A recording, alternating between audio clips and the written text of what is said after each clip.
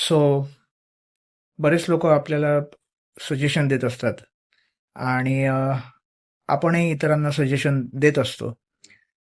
But गोष्ट काय matter करते की सजेशन देणाऱ्याला आपलं बॅकग्राऊंड माहिती आहे का? म्हणजे मला पण वाटतं कधी कधी, जसं मी आता हे रील्स करतो, हे व्हिडिओज करतो, मलाही वाटतं की लोकांना काहीतरी सांगावं.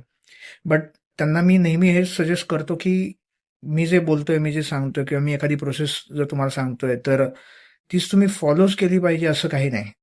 कारण तुमची एक बॅकग्राऊंड स्टोरी, तुमच्या आयुष्यात काय चालू आहे हे मला ठाऊक नसतं. बट एक उपाय असतो माझ्याकडनं. कदाचित तो तुम्हाला रिलेट होऊ शकेल, कदाचित नाही. तर तो तुम्ही फॉलो करू शकता.